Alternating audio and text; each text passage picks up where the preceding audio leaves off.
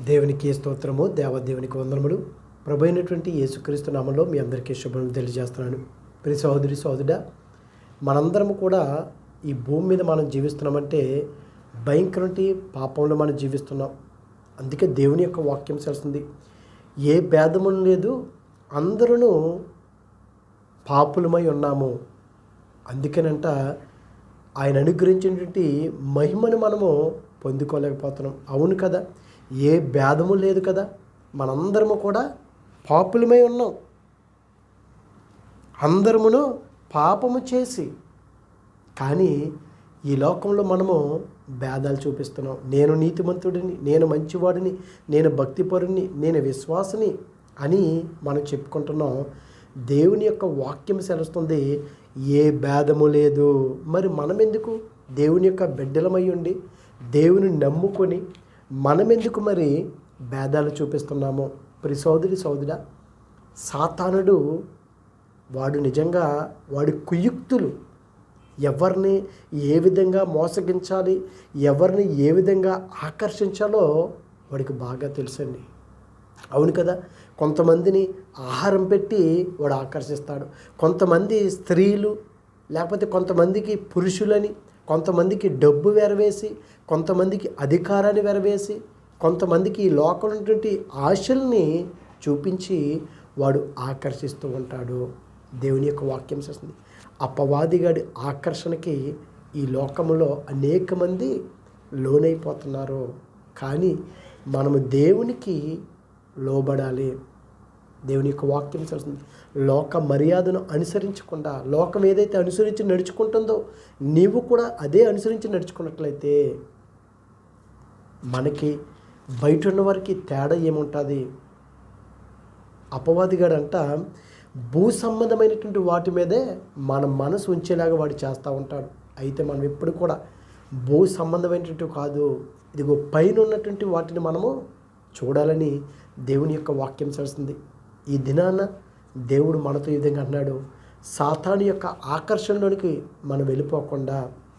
చూడండి, 1 యోహాను 2:15 చూస్తే, ఈ లోకమునైనను లోకములో ఉన్న వాటినైనను ప్రేమింపకుడు. ఎందుకు లోకాన్ని ప్రేమించొద్దు అన్నాడు దేవుడు? ఇదిగో లోకములో ఉన్నవాని కంటే నాలో ఉన్నవాడు గొప్పవాడు.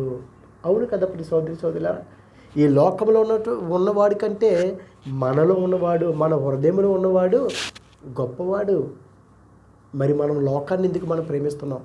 మనలో ఉన్నటువంటి వాడిని మనం ఎందుకు ప్రేమించలేకపోతున్నాం?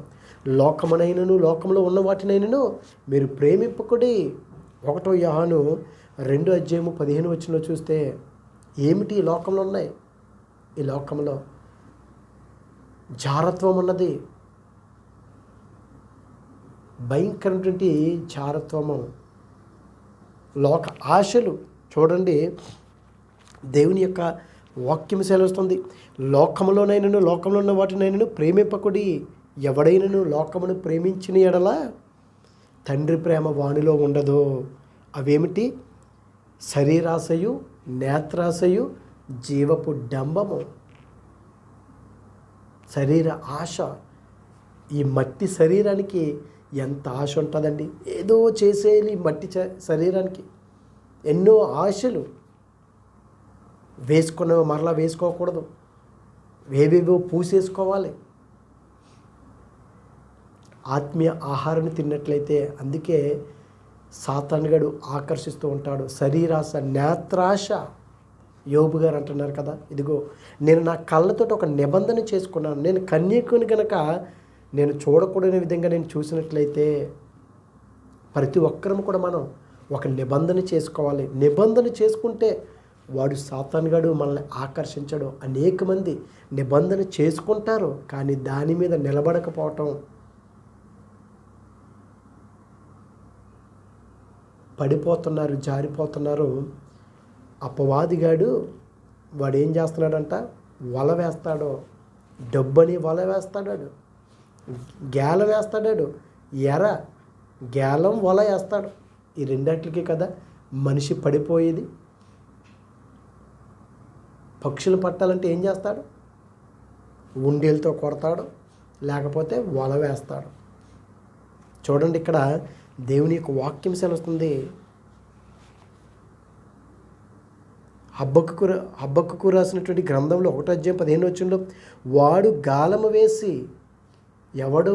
సాతానుడు గాలము వేసి మానవులందరినీ, ఒకరిని కాదండి, అందరినీ మనం అనుకుంటా, అయ్యో సాతాను గారు నా ఎద్దుకు రాడు, నన్నేమి చేయడు అని అనుకుంటున్నాం. ప్రభు అయినటువంటి యేసు క్రీస్తు దగ్గరికే సాతాను గారు వెళ్ళాడు. వాడు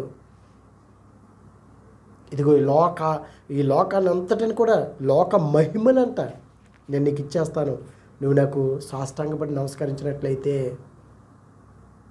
ఇంకా మరి మనం ఎంతలా ఉండాలండి? ఇదిగో వాడు గాలము వేసి మానవులందరినీ గుచ్చి లాగి ఉన్నాడు. మనల్ని గుచ్చి లాగుతున్నాడండి, డబ్బు వేస్తున్నాడు వాడు. ఇదిగో ఈ లోకంలో అనేకవంటివి మన మీదకి వేస్తున్నాడు. అందము అని, అధికారం అని, తిండి అని, మద్యపానం అని అనేక రకాలుగా వాడు గాలం వేస్తున్నాడు. ఆ గాలానికి గుచ్చుకుపోతుంటే వాడు గుచ్చి మన లాగుతున్నాడు. ఈ దినాల్లో ఎంతమంది వాడి యొక్క గాలానికి వాడు ఎంతమందిని గుచ్చి లాగాడు, దేవుని యొక్క బిడ్డలే.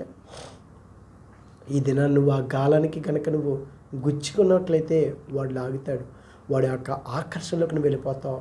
చూడండి, గెహజీ కూడా ఆకర్షణ, ధనం అనే ఆకర్షణ. దేని వెనకాల పరిగెట్టాడు? ధనం వెనకాల పరుగును వెళ్ళాడు. చివరికి ఇదిగో నయమానికి ఉన్నటువంటి కుష్టి తన తరతరములకి కూడా వ్యాపింపచేసేసింది. ఆ విధంగా శాపం పొందేసుకున్నాడు. ఎందుకు? దేవుణ్ణి వెంబడించకుండా, దేవుని యొక్క సేవకుడి దగ్గర ఉండకుండా డబ్బు వెనకాల పడ్డాడు. అంటే అపవాది ఆ విధంగా ఆకర్షిస్తాడండి. వాడు ఆకర్షణలకు లోనైపోతారు. వాడు వలేస్తాడు, ఇంక పడిపోవాల్సిందే.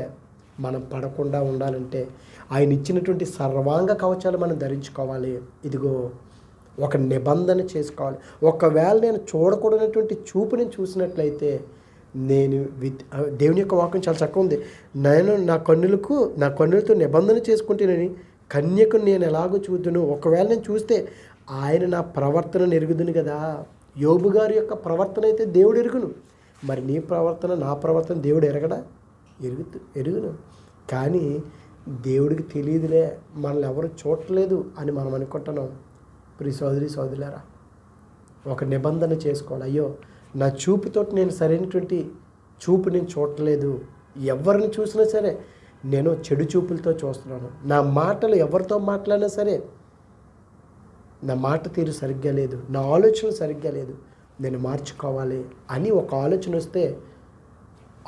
వస్తే చాలండి. దేవుణ్ణి అడిగితే ఆయనే సాయం చేస్తాడు. నీకు ఆలోచన రాకుండా ఒకసారి చూసాం కదా, పర్వాలేదులే, ఇంకొకసారి పర్వాలేదులే అనుకుంటాం. సాతానుగా నిన్ను అందులో ముంచేస్తాడో, ఆకర్షించేసుకుంటాడో, ఇంకా నువ్వు దాన్ని విడిచిపెట్టి వెళ్ళలేవు. మందు అలవాటు పడినటువంటి వాడు ఎలాగుంటాడు? అమ్మాయిలు పిచ్చి ఉన్నటువంటి వాడు ఎలాగుంటాడు? తిండి బోతికి భోజనం పెట్టకపోతే ఎలాగుంటాడు? ఇదిగో అబద్ధాలాడివాడు నోరు తెరిస్తే అబద్ధాలు. ఎందుకని ఒక నిబంధన చేసుకోవాలి. లేకపోతే సాతానుగాడు ఆ విధంగా ఆకర్షించేస్తాడో వాడి యొక్క ఆకర్షణ నుంచి నువ్వు బయటికి రాలేవు. ప్రియ సోదరుడా, దేవుని యొక్క వాక్యం చేస్తుంది. వాడు గాలం వేసి మానవులందరినీ గుచ్చి లాగి ఉన్నాడు. ఉరులు ఒగ్గి చిక్కించుకొనిచున్నాడు. ఉరులు ఒగ్గుతున్నాడంట, చిక్కించుకొనిచున్నాడు. వాడు తన వలతో వారిని కూర్చుకొని ఏం చేస్తున్నాడండి? వలతోటంట అందరినీ కూర్చుకుంటున్నాడు. వాడు గాలమే కాదు, ఉరులొగ్గి వల వేసి అందరిని వారిని కూర్చుకొని సంతోషపడి గంతులు వేచున్నాడు. ఎందుకు? ఇదిగో వీడు మొన్నటి వరకు దేవుని యొక్క సన్నిధిలోకి వెళ్ళాడు, వీడు బాప్తిసం పొందాడు, నా వల్ల పడిపోయాడు. మనం అంటాం కదా, వాడి వల్ల ఎలా పడిపోయావు, ఆమె వలలో ఎలా పడిపోయారో బాబు అని అంటూ ఉంటాం. ఎందుకు? ఆకర్షణ ఆ విధంగా ఉంటుంది. ఇంకా సాతానుగాడు ఇంకా ఆకర్షిస్తాడో. వల వేసి వారిని కూర్చుకుని వీడేం చేస్తున్నాడు? సంతోషపడుతున్నాడా? వీడు నా వలలో పడిపోయాడు, నేను ఆకర్షించేసుకున్నాను. వీడు ఏం చేస్తున్నాడు? గొంతులు వేస్తున్నాడు. ప్రియ సోదరుడా, వాడి వలలో పడకుండా ఉండినట్లయితే, వాడికి గాలానికి నువ్వు పడకుండా ఉండినట్లయితే, నిబ్బరముగా ఉండి ఈ లోకాన్ని అనుసరించి నడుచుకోకుండా, ఈ లోకమునైనను లోకంలో ఉన్న వాటిని ఏది కూడా ప్రేమించకూడదు. నిజంగా ఏది కూడా ప్రేమించకూడదు. దేన్ని అంత నిక్కర్చిగా ఉంటేనే వాడు నీ దరిబోల్లోకి రాడవాడు. లేకపోతే నిన్ను ఆకర్షించుకుంటాడు. ఏదో విధంగా ధనం వేస్తాడో, అధికారం, అనేక లాలాపడ మాటలతోటి వాడు నిన్ను లాక్కుంటాకే ప్రయత్నిస్తాడు. యోసేపు గారినండి ఆకర్షించబోయాడు. పొతీఫరు భార్య ద్వారా ఆకర్షించబోయాడు. నా వైపు లాక్కుందాం, గాలం వేసి గుచ్చి లాగిదాం అనుకున్నాడు యోసేపుని. వల వేసి, ఉరులు వేసి, వలతోటి లాగేసుకుని గంతులు వేద్దాం అనుకున్నాడు. కానీ వాళ్ళని చింపి మరీ వెళ్ళిపోయాడు. గాలాన్ని మరీ లాగేశాడు, ఇరిసిపడేశాడు యోసేపు గారు. ఆ విధంగా ఉండాలి. ఆకర్షింపబడలేదు. మరి ఆకాన్ ఏమైపోయాడు? శపితమైనటువంటి ఆ ధనాన్ని దేన్ని కూడా ముట్టుకోవద్దని దేవాతి దేవుడు ఇశ్రాయేలు ప్రజలతో చెప్పినప్పుడు ఆకాను సేనాయి వస్త్రాన్ని, వెండిని, బంగారమును గుడారము కింద దాచుకున్నాడు. ఆకర్షించింది. అబ్బా, బంగారం చూచాడంట, చాలా చక్కగా ఉంటుంది. ఆకాను వాటిని చూచి ఏం చేసుకున్నాడు? తెచ్చుకున్నాడు. చాలా చక్కగా దేవుని యొక్క వాక్యం ఉంటుంది. మనం కూడా ఈ దినాల్లో మనం ఏం చేస్తున్నాం? చూస్తున్నాము. చూసి వాటిని మనం తెచ్చుకోవాలి. ఆకర్షించబడుతున్నాం. ఆ విధంగా ఉండకూడదని దేవుని యొక్క వాక్యం తెలిసింది. ఈ దినాన మనం ఏ విధంగా మనం నడుచుకుంటున్నాము? దేవుడు ఏదైతే చెప్పి ఉన్నాడో ఆ విధంగా మనం నడుచుకుంటున్నామా, లేకపోతే మన ఇష్టానుసారంగా మనం నడుచుకుంటున్నామా? అదిగో దేవుని యొక్క వాక్యం తెలుస్తుంది. యెహోషువ గ్రంథంలో చూస్తే 7వ అధ్యాయంలో కర్మి కుమారుడైన ఎవరు? జబ్ది మనుడను కర్మి కుమారుడైన ఆకాను పట్టుబడినంట. యోధా గోత్రం మళ్ళీని యేసుక్రీస్తు వచ్చేటువంటి గోత్రం. ఎంత భయంకరటువంటి చూసారా? సాతానుగాడి ఆకర్షణ అలాగే ఉంటుంది. దేవుని యొక్క దగ్గరికి, దేవునిలో జీవించాలని వాడి తపనే అది. దేవునిలో వీడు ఉండకూడదు, వీడిని ఎలాగైనా ఆకర్షించాలని. ఎంత భయంకరటువంటి పరిస్థితుల్లోకి వెళ్ళిపోయాడు ఆకాను. గెహజీ మంచి సేవకుడు, ఎలీషా దగ్గర ఉన్నటువంటి సేవకుడు దగ్గర ఉన్నటువంటి గెహజీ ఏమైపోయాడు? నిజంగానే ఆకర్షింపబడ్డాడు, నాశనం అయిపోయాడు. ఇదిగో యోధా ఇస్కరేతు కూడా 30 వెండి నాణేల కొరకు ఆకర్షింపబడ్డాడు సాతానుకి. చివరికి ప్రాణాన్ని కోల్పోయాడు. ఈ దినం నువ్వు ఆకర్షింపబడుతున్నావేమో. దేవునికి ఆకర్షింపబడాలి. కానీ ఇదిగో వాడేసే గాలానికి కానీ వలక కానీ నువ్వు చిక్కినట్లయితే వీడు దొరికేశాడు అని గొంతులు వేసుకుని వాడు సంతోషిస్తాడు. ఆ విధంగా కాకుండా నువ్వు నిబ్బరం కలిగి దేవునికి దగ్గరగా జీవిస్తూ, ఇదిగో అయ్యో నేను పాపినయ్యా, ఏ భేదము లేదయ్యా, మేమందరము పాపడమే, అయినప్పటికీ ఇదిగో నీ రక్తాన్ని నువ్వు చిందించావు, మేము నమ్మకంగా నీ ఎదుట మేము జీవించాలయ్యా. అపవాదిగాడు నాకు ఏవో ఆలోచన పుట్టిస్తున్నాడు, ఏవో చూపులు చూస్తున్నానయ్యా, మాటలు మాట్లాడుతున్నాను, చూడకూడని చూస్తున్నాను, ఆలోచించకూడని ఆలోచిస్తున్నాను. ఇవన్నీ తీసే ప్రభా. అన్నికి ఆలోచన ఒక గ్రహింపు వస్తే దేవునికి తోడుగా ఉంటాడు. ఇదిగో చూడండి ఏం చేశాడంట. ఆయన ఎదుట ఒప్పుకోమని చెప్పినప్పుడు యెహోషువ గారు, ఇదిగో ఇశ్రాయేలు దేవుడైన యెహోవాకు విరోధంగా నేను పాపం చేసినది నిజము. దోపుడు సొమ్ములు ఒక మంచి సీనారు పై వస్త్రమును, 200 తులముల వెండిని, 50 తులముల ఎత్తుగల ఒక బంగారు కమ్మిని నేను చూచి వాటిని ఆశించి. నువ్వు ఎప్పుడైతే చూస్తావో ఆశ కలుగుతుంది. వాడు ఆకర్షిస్తాడు కదా నిన్ను. తీసుకున్నాడు. చివరికి ఏం చేశారు? కుమారులను, కుమార్తెలను, ఎద్దులను, గాడిదలను, మందలను, డేరను అన్నిటిని కూడా లోయలోనికి తీసుకువచ్చి ఆకోరు లోయలో చంపేశారు, కాల్చివేశారు. ఎందుకు? సాతాను యొక్క ఆకర్షణకి శపించబడింది ముట్టుకోవద్దు. అవ్వాదమ్మలు కూడా అదేవిధంగా ఆకర్షించబడ్డారు కదా. అవ్వమ్మ ఆ పండు తినొద్దన్నాడా? దేవుడు స్వతంత్రం ఇచ్చాడు నీకు, బానిసగా చేయలేదు. ఆదాముని అవ్వను కూడా బానిసగా చేసుంటే ఆ చెట్టుని ఎయ్యకపోదునేమో. స్వతంత్రులుగా ఇచ్చాడు కాబట్టి ఆ మంచి చెడుల ఫలాల్ని చెట్టుని అక్కడ ఉంచాడు ఆయన. స్వతంత్రం. అయితే వారు దాన్ని తిన్నారు. ఇదిగో ఇది మీరు తింటే మీరు దేవదూతల వల్ల అయిపోతారు అనగానే చూసింది ఆకర్షింపబడింది. చూసారా ప్రియ సోదరి సోదరా, మనం అనేక వాక్యాలు మనం వింటున్నాం జీవగ్రంథంలో. నువ్వు సాతానికి ఆకర్షింపబడకుండా దేవునికి నువ్వు ఆకర్షింపబడినట్లయితే ఆయన దగ్గరగా ఉంటే ఎన్నో మేలులు పొందుకుంటావు. ఎందుకంటే ఆయన చేసినట్టు మేలులు కంటికి కనబడలేదు, చెవికి వినబడలేదు, మానవుని యొక్క హృదయానికి గోచరము కాలేదంటే ఎంత గొప్ప దేవుడండి. ఆయన చేసినటువంటి కార్యాలని కనబట్టలేదు, నీకు వినబట్టలేదు, నీ హృదయానికి గోచరం కావట్లేదంటే ఎలాగా? అంటే నీలో గ్రహింపు ఉండట్లేదు. సాతానికి నువ్వు బానిస అయిపోతున్నావు, సాతానికి నువ్వు ఆకర్షించబడుతున్నావు. ఇదిగో అపవాదిగాడు ఆకర్షణకు నువ్వు లోను కాకుండా నువ్వు జీవించాలి. దేవుని యొక్క సన్నిధిలో మనం మోకరించాలి. చివరిగా చూస్తే దేవుని యొక్క వాక్యం తెలుస్తుంది. అతడు ఈ విధంగా యోబు గారు అంటున్నారు కదా, నా కన్నులతోటి నేను ఒక కన్యకని నేను చూసినట్లయితే నేను దేవుని యొక్క ఆజ్ఞలు నేను అతిక్రమించిన వాడిగా ఉంటానంటున్నాడు.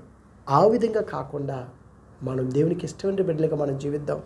చివరిగా మలాకి గ్రంథంలో, మీకా గ్రంథంలో చూస్తే 7వ అధ్యాయం 6వ వచనంలో కుమారుడు తండ్రిని నిర్లక్ష్య పెట్టుచున్నాడు. ఏంటండి? కుమారుడు తండ్రిని నిర్లక్ష్య పెడుతున్నాడు. ఎవరైతే గనక తండ్రి యొక్క గద్దింపునకు లోబడతారో వారు ఆస్వాదింపబడతారని దేవుని యొక్క వాక్యం తెలుస్తుంది. కుమారుడు తండ్రి యొక్క గద్దింపును, కుమారుడు తండ్రిని నిర్లక్ష్య పెట్టుచున్నాడు.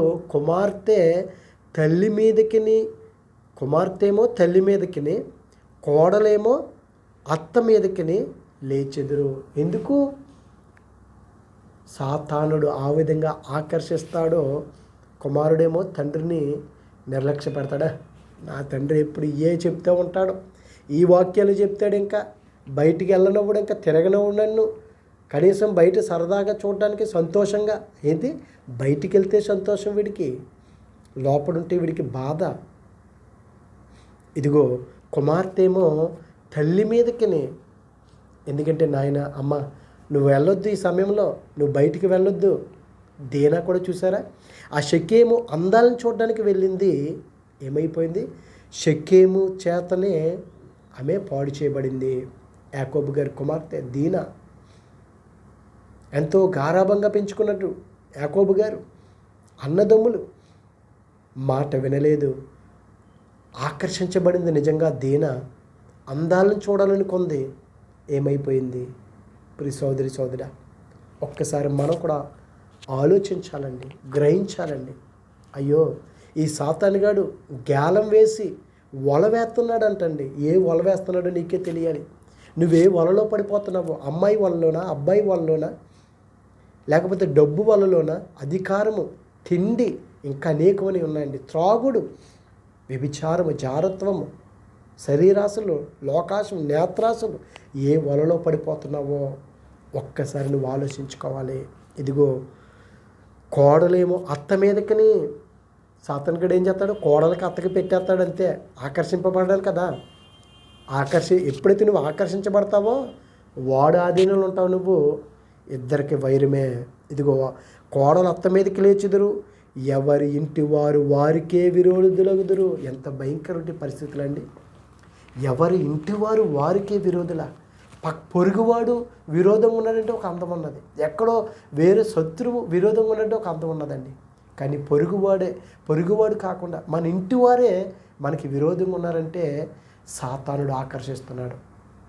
మన ఇంటి వారే మనల్ని ప్రేమించట్లేదంటే, మన ఇంటి వారిలోనే ప్రేమ లేదంటే సాతానుగాడు ఆకర్షించాడు. వాడు వలలో పడిపోయాం కాబట్టి ఒకరికి పడట్లేదు. వాడు వలలో పడకుండా యోసేపు ఏ విధంగా అయితే వచ్చాడో, ప్రభువుని చుట్టి యేసుక్రీస్తు ఏ విధంగా అయితే జయించారో, వాడు ఆకర్షణలకే మనం పడిపోకుండా మనము కూడా దేవునికి ఇష్టం బిడ్డలుగా మనం జీవిద్దాం. అటువంటి కృప దేవుడు మనందరికీ దయచేయను గాక. ఆమేన్.